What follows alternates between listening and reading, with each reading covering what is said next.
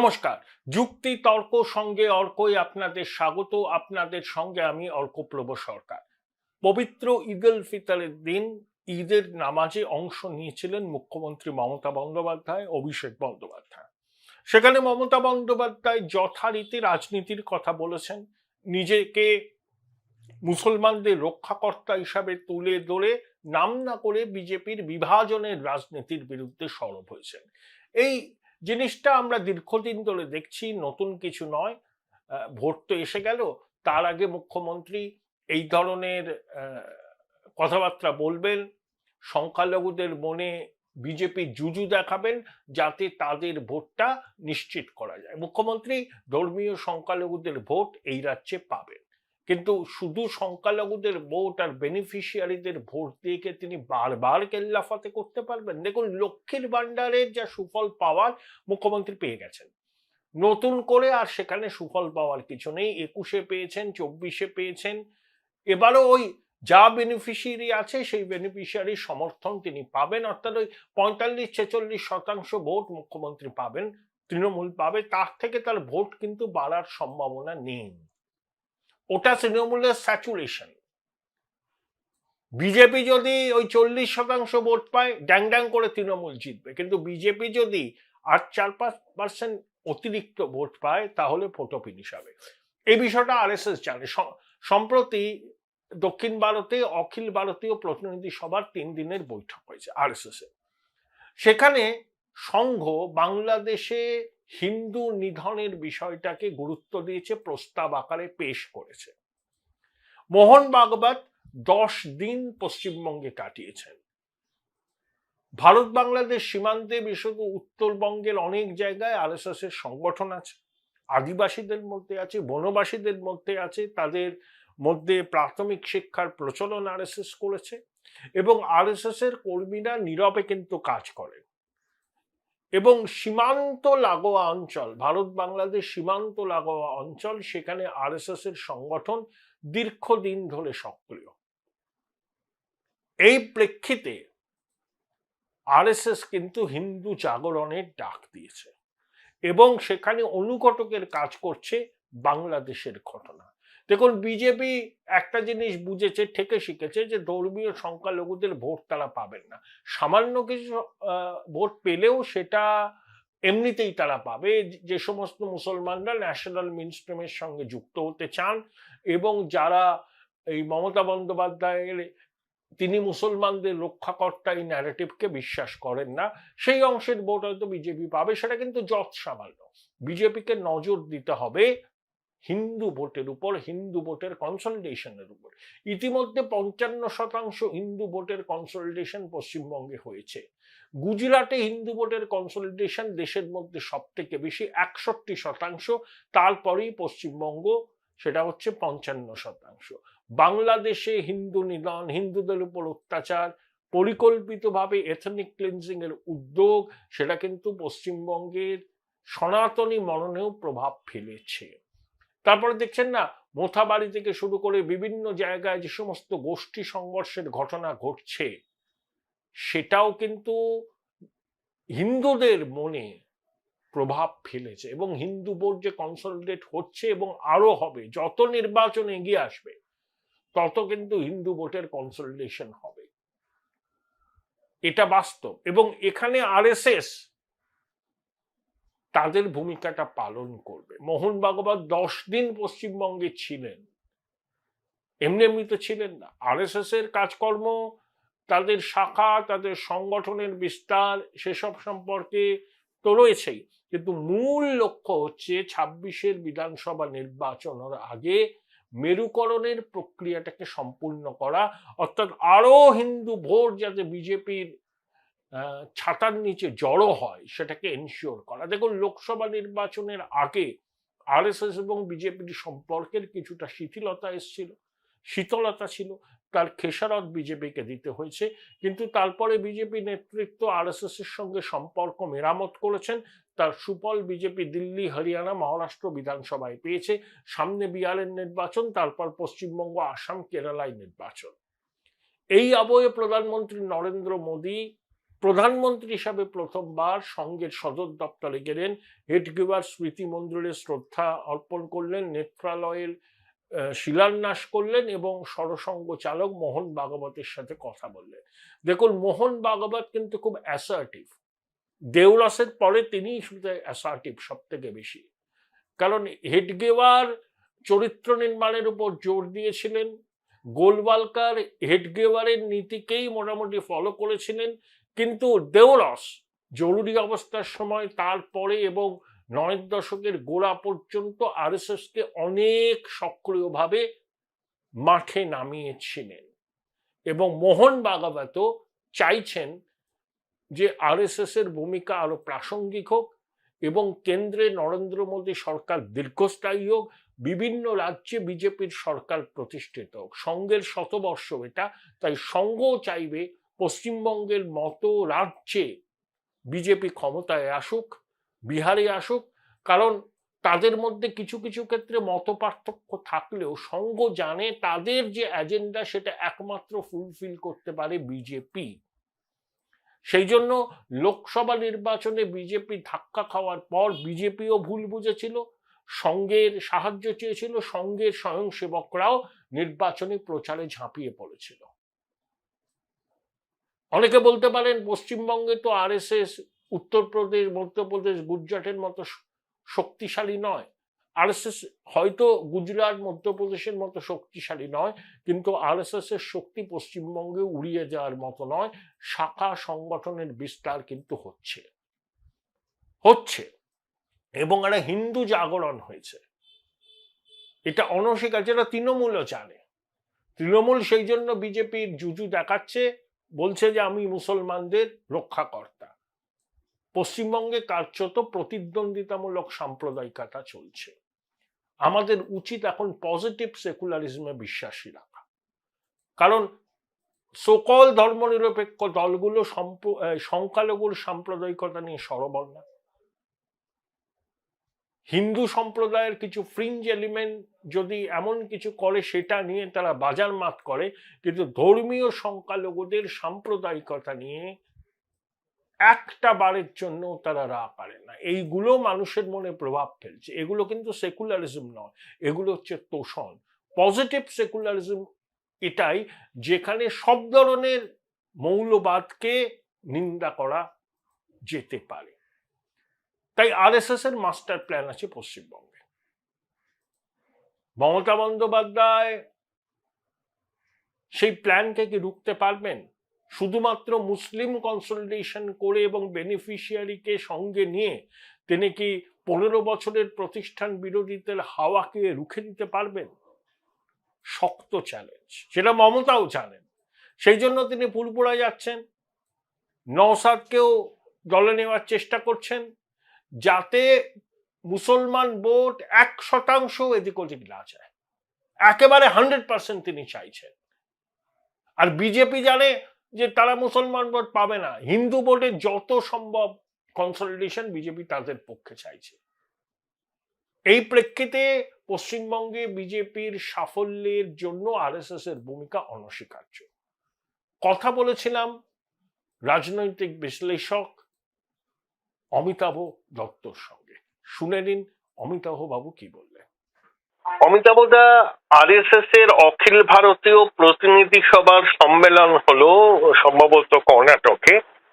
এখানে সব থেকে বেশি আরএসএস যে বিষয়টা নিয়ে উদ্বেগ জানিয়েছে, বাংলাদেশের হিন্দু নিধন বা এথনিক ক্লিনজিং। 26-এ নির্বাচন আমাদের, সেখানে বিজেপি হিন্দু খাতনে মে হ্যায় ন্যারেটিভটা তুলে ধরেছে। তারপর দেখুন মোথাবাড়ি থেকে শুরু করে নানা জায়গায় গোষ্ঠী সংঘর্ষ হচ্ছে এবং দীর্ঘ প্রায় 12 বছর বাদে প্রধানমন্ত্রী গেলেন সংঘের দপ্তরে। কার্যত সংঘের লাইনটাকেই প্রধানমন্ত্রী এন্ডোর্স করবেন। তো প্রধানমন্ত্রী সবকা সাথ সবকা বিকাশ বলেন, সবকা বিশ্বাস। ঈদে মসজিদ থেকে সওগাত বিলি করছেন, আর সংঘ বলছে যে বাংলাদেশে হিন্দুদের এথনিক ক্লিনজিং হচ্ছে। কিভাবে দেখছেন? এবং পশ্চিমবঙ্গের নির্বাচন, সেখানে বিজেপি হিন্দুত্বের রক্ষাকর্তা হিসাবে মাঠে আছে, কিভাবে দেখছেন? দেখুন, আমাকে যদি আপনি গ্রাউন্ড লেভেলের কথা বলেন, গ্রাউন্ড লেভেল মানে যেটা বাস্তব, হুম সেটাতে আমরা তো এখানে হিন্দু মুসলমান রায়, হিন্দু মুসলমান দাঙ্গা, হিন্দু মুসলমানের বিভেদ, এগুলো কি আমরা আমাদের চোখের সামনে এখন কোনো জায়গায় দেখতে পাচ্ছি? একটা জায়গায় কিছু একটা ঘটছে। এখন কি ঘটছে, কতটা ঘটছে, এগুলোর থেকেও বড় ব্যাপার হচ্ছে যে জিনিসটা নিয়ে মানে নেই তাই খাচ্ছ, থাকলে কোথায় পেতে, এই জায়গায় এসে দাঁড়িয়ে গেছে। পশ্চিমবাংলায় তো মূল সমস্যা দেখুন, আগে সল্টলেক সিটিটা ছিল বৃদ্ধাশ্রম, এখন পুরো কলকাতা শহরটা হয়েছে বৃদ্ধাশ্রম। সমস্ত অধিকাংশ ছেলে মেয়ে পড়াশোনা শিখতে কলকাতার বাইরে চলে যাচ্ছে, যেটা পৃষ্ঠভূমি ছিল। পশ্চিমবাংলার এক্সোডাস হয়ে যাচ্ছে, সব বাইরে চলে যাচ্ছে, যেটা আগে বিহার ঝাড়খণ্ডে ছিল। এখন পশ্চিমবাংলা হচ্ছে ভারতের অন্যতম একটা পশ্চাৎপদ রাজ্য। আমরা এখন বাংলাদেশে যেটা হিন্দু নিধন বলছি, বাংলাদেশে তো যে রায়েট হচ্ছে, মারপিট হচ্ছে, সেখানে মুসলমান কি ছেড়ে দিয়ে শুধু হিন্দুকে মারা হচ্ছে? একটা বিরোধী রাজনৈতিক দল সেই যদি মানুষের কথা, রাজ্যের অর্থনৈতিক, সামাজিক, রাজনৈতিক, এখানে গণতন্ত্র নেই, এখানে যেভাবে পশ্চিমবাংলায় পরিচালনা করা হচ্ছে, এরকম সরকার মানে একটা খুব একটা ব্যতিক্রমী সরকার ভারতীয় গণতান্ত্রিক পরিকাঠামোর মধ্যে। এই সরকার তার তোষণকারী সরকার বলে কি আপনি মনে করেন? মুসলমান তোষণকারী? তার প্রতিবাদ এখন তোষণকারী তো নয়, এখন তো হিন্দু মুসলমানে ভাগ হয়ে গেছে। আপনি যত মুসলমানকে বিরোধিতা করছেন, মুসলমানরা তত একত্রীকরণ হচ্ছে। পশ্চিমবাংলাকে আসাম মডেলে রাজনীতি করার যে প্রচেষ্টা, পশ্চিমবাংলা আসামও নয়, পশ্চিমবাংলা গুজরাটও নয়। এখন মজার ব্যাপার কি জানেন, ভারতবর্ষে লিবারেলি আপনি চেক করতে পারেন, 25% লোক হচ্ছে ভেজিটেরিয়ান আর 75% লোক হচ্ছে নন ভেজিটেরিয়ান ভারতবর্ষে। কিন্তু আপনি যদি কালকে বাঙালিদের ওই খাকরা, ইডলি, তারপরে ধোকলা, এগুলো যদি বাংলায় চালাতে চান, কারণ আপনার রাজনৈতিক ক্ষমতা আছে বলে, তাহলে পশ্চিমবাংলার মানুষ কতটা গ্রহণ করবে আমার জানা নেই। এটা পশ্চিমবঙ্গে অমিতাভদা হিন্দু ভোটের 55% বিজেপি পায়, 55%। এটার মধ্যে আমার খুব ডাউট আছে। হ্যাঁ, আর 5% পেলেই কিন্তু একেবারে তৃণমূলের ঘাড়ে নিঃশ্বাস। না, এটা একদম প্রতিষ্ঠিত তথ্য। এইগুলো প্রতিষ্ঠিত তথ্য। 55% অফ হিন্দু ভোট, মুসলমান ভোট বিজেপি পায় না, একটাও পায় না। যেগুলো ইগনোর করে যাচ্ছেন, আপনি হিন্দুদের মধ্যে আদিবাসীদের ধরছেন, আপনি হিন্দুদের মধ্যে বিভিন্ন জাতিগোষ্ঠী বলছেন, যারা যে কোনো মুহূর্তে এদিক ওদিক শিফট করে যাবে কনসলিডেটেড ভাবে। আমি বলছি যেমন কুর্মীরা, মাহাতোরা, যেমন মতুয়ারা, যেমন রাজবংশীরা, যেমন কোচেরা, এদের তো বিভিন্নভাবে সব দিয়ে আটকানো হয়েছে বিজেপি কেন্দ্রীয় সরকার। এখন লড়াইটা বিজেপির সাথে তৃণমূল কংগ্রেসের হচ্ছে আমি মনে করি না, এটা কেন্দ্রীয় সরকারের সাথে পশ্চিমবঙ্গ সরকারের লড়াই হয়েছে। এবং এই লড়াইটাকে পলিটিক্যাল ন্যারেটিভ দেওয়ার চেষ্টা তো করা যাচ্ছে না। পলিটিক্যাল ন্যারেটিভ দেওয়ার মতো অবস্থায় বিরোধী রাজনৈতিক দলকে আমি দেখতে পাচ্ছি না। বিরোধী এবং আরএসএস এর যে উদ্বেগ বাংলাদেশে হিন্দু নিধন নিয়ে, সেটাকে কিভাবে দেখেন? মোহন ভাগবত 10 দিন ছিলেন এখানে। আরএসএস কে আমি আমার মতো স্টাডি করেছি, কারণ আমি দীর্ঘদিন নাগপুরে থেকেছি। আমি আরএসএস হেডকোয়ার্টারের খুব ঘনিষ্ঠ ছিলাম তখন ছাত্র থাকাকালীন। এবং আমি আরএসএস এর মধ্যে আমি যেটা দেখেছি, দেখুন কয়েক মাস আগে বিজেপির সভাপতি জেপি নাড্ডা বলেছিলেন আরএসএস এর দরকার নেই, বিজেপি স্বয়ংসম্পূর্ণ। আপনার নিশ্চয়ই মনে আছে। আচ্ছা, তারপরে এখন কিন্তু আমাদের ভারতের প্রধানমন্ত্রী মানে জেপি নাড্ডা তো নরেন্দ্র মোদী, অমিত শাহেরই প্রোটেজ। এবং জেপি নাড্ডা টার্ম শেষ হয়ে গেল, নতুন বিজেপি সভাপতি আসবেন, এখনো পুরো প্রক্রিয়া শেষ হয়নি। স্পেকুলেশন হচ্ছে মোহন ভাগবতের সাথে নরেন্দ্র মোদীর বৈঠক হয়েছে নতুন বিজেপি সভাপতির নাম পাকা করতে। তাহলে আজকে মোহন ভাগবত আমি যতটা আরএসএস কে ফলো করেছি, সেই ওদের লিটারেচার থেকে আরম্ভ করে ক্রোনোলজি, বালা সাহেব দেওরসের পরে মোহন ভাগবত হচ্ছে assertive RSS chief, assertive RSS. হুম হুম বালা সাহেব দেওরস ছিলেন, আমি আলোচনা করার দরকার নেই এত অতীত। এবং এখন মোহন ভাগবত অ্যাসার্টিভ, হুম যিনি কিন্তু সরকার থাকাকালীন বিজেপি আমাদের দেশে, বেসিক্যালি এটা থার্ড ওয়ার্ল্ড ডেমোক্রেসি, তো ক্ষমতা যেখানে মানুষের ঢল সেখানে, ক্ষমতা শেষ হয়ে গেলে শুকিয়ে যাবে। এখন বামফ্রন্ট সিপিএম তার প্রকৃষ্ট উদাহরণ। হুম তো সেই জায়গায় দাঁড়িয়ে সেখানে প্রধানমন্ত্রীকে তিনি তার হেডকোয়ার্টারে নিয়েছে, বৈঠকে বসাচ্ছেন। আরএসএস এর যে চিন্তা ভাবনা দেখুন, যদি হেডকোয়ার গোলওয়ার্কারের কথাই বলেন, তারা কিন্তু কখনো বলেনি যে আরএসএস একটা বিন্দুর উপরে থাকবে। যেমন আহ, আমাদের ভগবতের কতগুলো ডিফারেন্ট নোট আছে, যেগুলো আপনারা নজর করছেন কিনা জানি না। তিনি বলছেন হিন্দু মুসলিম ডিএনএ এক ভারতবর্ষ, উনি বলছেন যে ডিএনএ নিয়ে এত কথা হয়েছে। হুম উনি বলছেন যে মুসলমানরা are inclusive of Hindus in India, হুম মুসলমানকে বাদ দিয়ে ভারত নয়। হুম এবং সেখানে আরএসএস এবং বিজেপির মধ্যে আমি জানি না মোহন ভাগবত এবং অমিত শাহ নরেন্দ্র মোদীর ন্যারেটিভের মধ্যে কোথাও ফারাক থাকছে কিনা। এবং পশ্চিমবাংলায় যারা বিজেপির এখন কর্তা ব্যক্তি রয়েছে, তারা আরএসএস এর লোক অধিকাংশই নন। তারা তো তৃণমূল বিক্ষুব্ধ মোহন তৃণমূল। ভাগবত যেটা বলেন ঠিকই, যে মুসলিমদের বাদ দিয়ে ভারতবর্ষ নয়, ঠিক কথা বলেন, এবং একই সঙ্গে বলেন না, যে হিন্দু মুসলিমদের বাদ দিয়ে ভারতবর্ষ নয় বলেননি। আপনি আরো ভালো ডিএনএ করে এক, দেখুন। ডিএনএ এক, ডিএনএ না না, উনি বলছেন Hindus are inclusive of Muslims in India. হ্যাঁ, এখানকার হিন্দু- মুসলমানরা তো কনভার্টেড মুসলমান, হ্যাঁ, ওরা তো আগে হিন্দু ছিল। না, এইসব উনি বলেননি। উনি বলছেন Hindus are inclusive of Muslims in India. কতগুলোর ব্যাখ্যা আপনি আপনার মতো করবেন, আমি আমার মতো করবো। হুম এখন সেই জায়গায় দাঁড়িয়ে তিনি যখন একটা বিগার ইন্ডিয়ার কথা বলছেন, এটা কিন্তু গোলওয়ার্কার এবং হেডগোয়ার তাদের লিখিত, তাদের বক্তব্য সব জায়গায় পরিষ্কার করে লিখে গেছে। আর আরএসএস 100 বছরে প্রবেশ করছে। 100 বছরের আগের ন্যারেটিভ আর এখনকার ন্যারেটিভ তো এক রাখা যাবে না। হুম আজকে আপনি যদি ম্যানিফেস্টো অফ কমিউনিস্ট পার্টিকে প্রতিষ্ঠা করতে চান, তাহলে পৃথিবীর কোনো জায়গাতেই কমিউনিস্ট পার্টি এক কদম এগোতে পারবে না। তাই আরএসএস তো বদলাচ্ছে সময়ের সঙ্গে। সময় হিসেবে বদলাচ্ছে, বদলাতে হবে। হুম তাহলে শুধু কি হিন্দু মুসলমানের ঘৃণার উপরে ভিত্তি করে একটা রাষ্ট্র পরিচালনা, রাষ্ট্র ব্যবস্থা, একটা পলিটিক্যাল ন্যারেটিভ করা যায়? সমস্ত মুসলমানদের আপনি মেরে ফেলুন ভারত থেকে, নিষ্কাশিত করে দিন ভারত থেকে।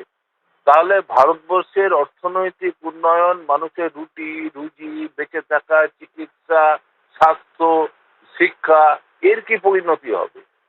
আজকে ভারতবর্ষের সব থেকে বড় সমস্যা হচ্ছে সেন্ট্রালাইজেশন অফ ইকোনমিক পাওয়ার।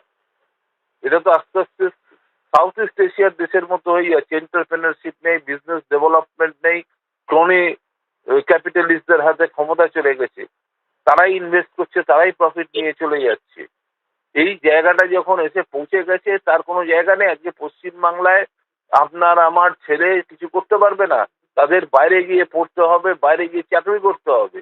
এবং যে 1 বছর 2 বছর পশ্চিমবাংলার বাইরে চলে যাচ্ছে, সে কান ধরছে আমি আর পশ্চিমবাংলায় কলকাতায় ফিরবো না।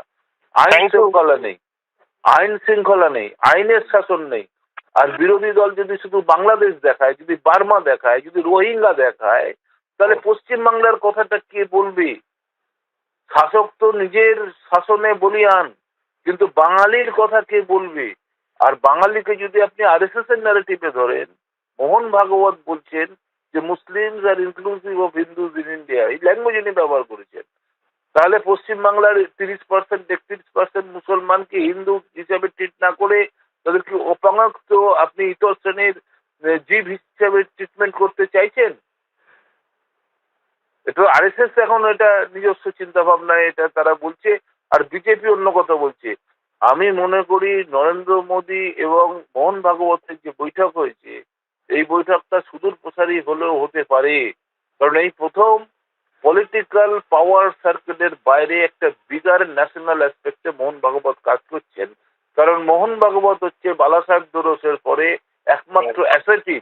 বালা সাহেব দেওরসের সময় বিজেপি ক্ষমতায় ছিল না, ক্ষমতায় থাকার কোনো চান্স দেখা যায়নি। কিন্তু ইনি ইন পাওয়ার প্রাইম মিনিস্টারকে তার সদর দপ্তরে নিয়ে এসে বৈঠক করাচ্ছেন, তাকে হাত জোর করে দিল্লির দরবারে গিয়ে বসতে হয়নি। আমি মোহন ভাগবতকে তার চিন্তা ভাবনা বা তার পদক্ষেপকে আমি আরএসএস এর লোক নয়, আমি তাকে স্বাগত জানাচ্ছি। থ্যাংক ইউ অমিতাভ দা, থ্যাংক ইউ, হ্যাঁ, thank you. Thank you. Join Indian Institute of Hotel Management now. Right choice, right decision.